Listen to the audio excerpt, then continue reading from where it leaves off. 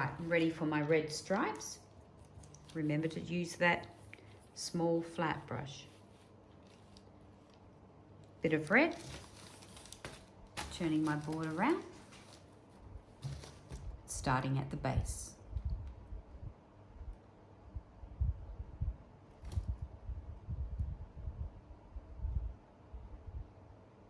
And just work your way up.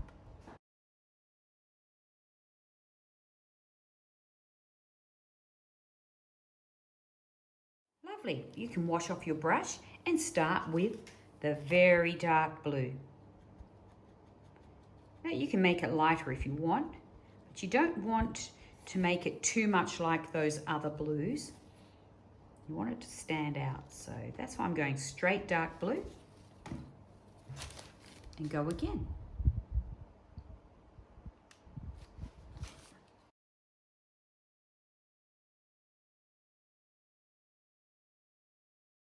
Let's turn that back around the right way. We can start working on our roof. So remembering the light's coming from our left-hand sides, we're going to make this side very white. Now I'm going to swap brushes to my thin round brush, so the tiniest one we've got, and I'm going to get some white paint and paint down that one side only. The other side is going to be shadow side. Some white, and here we go. And just sort of drag it down. Tilt your board if you have to so you can get the right angle. So don't try and push it backwards. Now you may have to do this 2 or 3 times so you can get the brightness of it. I'll just sit that above the stripy part. Doesn't matter if it blends in a little. You can just come right off that edge, just slightly.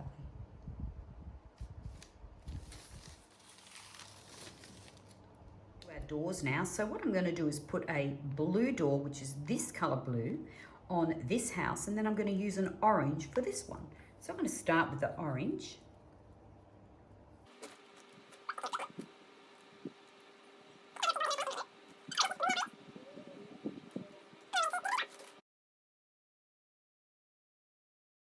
For my other window, I'm just going to add a little bit of light blue mixed with some dark blue to make it look like it's reflecting the sky and the ocean.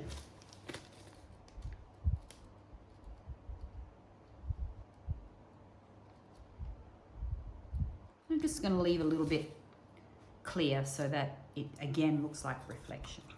Now we have a shadow side to our beach houses, and how we're going to do that is use our black pencil a bit like paint. So what we do is we just take the black pencil and scribble on a piece of scrap paper like this. Now this is not a watercolor pencil, but it will kind of act a little bit like a watercolor pencil. So we take a little bit like that, turn our board around because the shadow is going to be on our right hand side, and we want to point towards that shadow. A little bit of water, not too much, we don't want to go crazy here. And here we go. See how I'm just fading that off? This is too strong, this puddle here, but as we get further down, that's what we want. And here I go. I'm just running a little bit of gray. It's going to look kind of gray. I don't want too much. Just along that side there. And just along this side. Now, if it dries out, just add a little bit more water. Now, we don't want to see it too much. It's just really subtle. Not much at all. And just letting it run like watercolor. Just like that. Now I also want to put a little bit along this edge, because that is where the shadow would fall as well. See how very light I'm doing that up in here. Because that roof's going to come out and over a little, and that's why it's going to create a little bit of shadow. I'm using my pointer brush, and I'm being very careful how I do this. You've got to make sure this white paint isn't wet when you're doing this.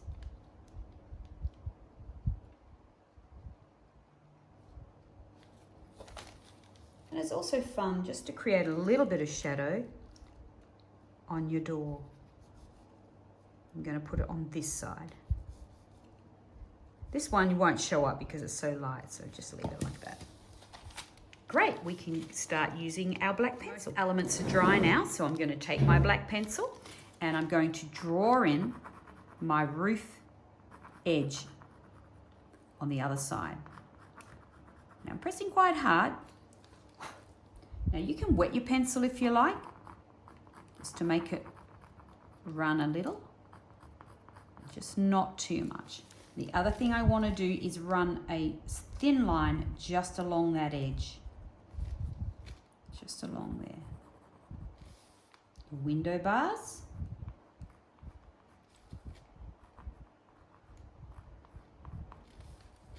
And when you do the door, what you want to do is only where the door jamb shadow is. So it's going to be across the top and down this side.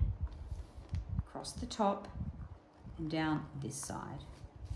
We can go ahead now and put in our stilts. So don't make them too long. They just come straight down like that. And we want just the same length right at the door base. So don't make them any longer. And that's where the little stair walkway is going to be. And to do the stair walkway, best idea is to turn it again so that you're dragging the pencil.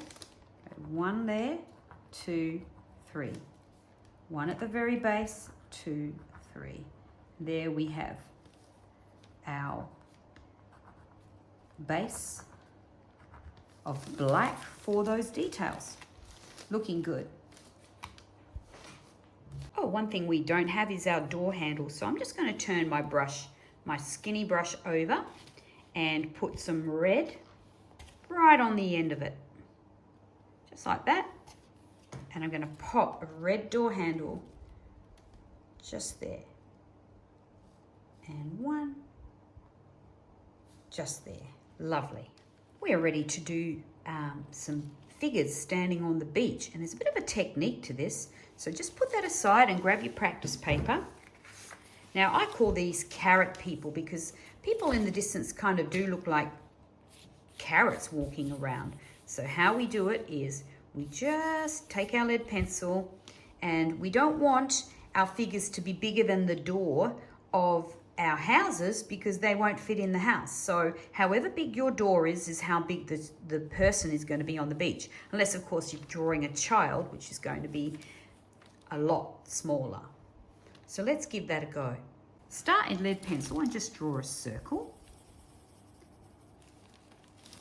And then the shoulders have a bit of a roundness to them. So this is the carrot part. And then you just draw like a carrot, like that. And then once we've done that, we just dampen our black pencil just a bit and we colour that in, and then we'll add the colours of whatever they're wearing a little later. Okay, so now if you want an arm on that, you would just take it from this shoulder and don't take it too far down. Bend it like that. Maybe this arm is flicking out like that. So it looks like a person walking towards you, one foot in front of the other. If you want to do a child, again, just the tip of your pencil needs to be wet. You draw the head, you draw the shoulders, and children kind of have a look like a sort of a bump like that, especially if they're wearing a little jumpsuit. And then their hand would come up to the mum, and maybe this hand is just pointing out here. Now don't try and do too much detail. When they're in the distance, you don't see much detail. Okay, so let's give that a go. Map out where they're going to be standing. So draw that in. Remember the little hump there. Now don't make those shoulders too wide. If you make, so there we go. I won't do the arms just yet. Do the child here. Now you can just do one figure if you want. There you go, it's a bit like a tooth. And so if we do the dad, we'll do him a little broader.